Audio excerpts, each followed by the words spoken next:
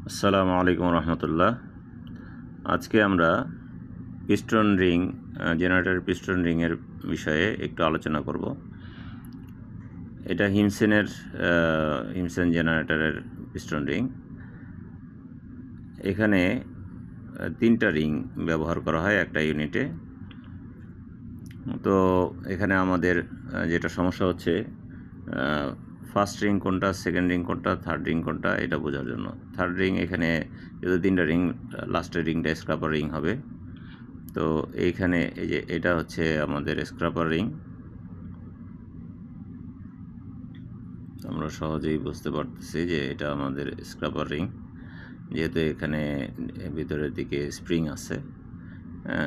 আর এটা হচ্ছে আমাদের টপ রিং না সেকেন্ড রিং, এটা কিন্তু বোঝা যাচ্ছে না এই প্রথমটা। তো সেটা বোঝার জন্য এই যে এটা কি প্রথম রিং না ফার্স্ট রিং না সেকেন্ড রিং, এটা বোঝা যাচ্ছে না। এটা কি 1 নাম্বার না এটা 2 নাম্বার না 1 নাম্বার, কোনটা বোঝা যাচ্ছে না। তো সেটার জন্য আমাদের এখানে কিন্তু অনেক সময় লেখা থাকে ফার্স্ট সেকেন্ড, এখানে লেখা থাকে এই জায়গায় 1 বা 2 সেকেন্ড এরকম লেখা থাকে।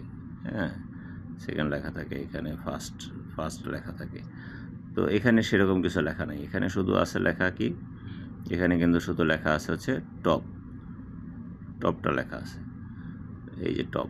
অর্থাৎ পিস্টন রিংয়ের এই সাইডটা উপরের দিকে থাকবে। আমরা যখন পিস্টন রিংটা বসাবো তখন এই সাইডটা উপরের দিকে থাকবে এবং নিচের সাইডটা নিচের দিকে থাকবে, এটারও উপরের দিকে থাকবে। কিন্তু এটা কি আমাদের ফার্স্ট রিং না সেকেন্ড রিং, সেটা বোঝার জন্য আমরা ম্যানুয়ালের দিকে যাই। আমরা যদি একটু ম্যানুয়ালে যাই, এই যে ম্যানুয়ালে দেখা যাচ্ছে যে piston ring, compression ring top যেই ইয়েটা দেওয়া আছে সেটাতে আমরা দেখি যে টপ এবং সেকেন্ড, টপ মানে ফার্স্ট রিং আর সেকেন্ড রিং। এখানে আমরা দেখলাম, এখানে আমরা দেখি যদি যে টপ রিংয়ের হচ্ছে আমার ওয়েট হচ্ছে কেজিতে ওয়েট হচ্ছে কত, টপ হচ্ছে 0.21 কেজি, আর সেকেন্ড হচ্ছে আমার কত কেজি, 0.18 কেজি।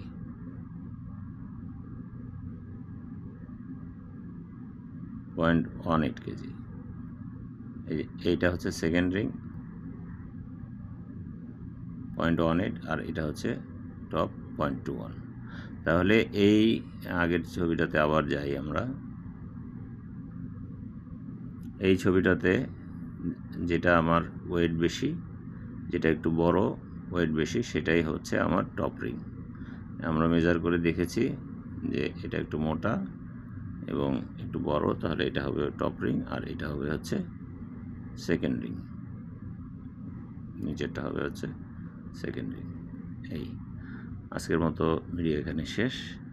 আশা করি নতুন কিছু শেখা গেছে। জাযাকাল্লাহ খায়ের।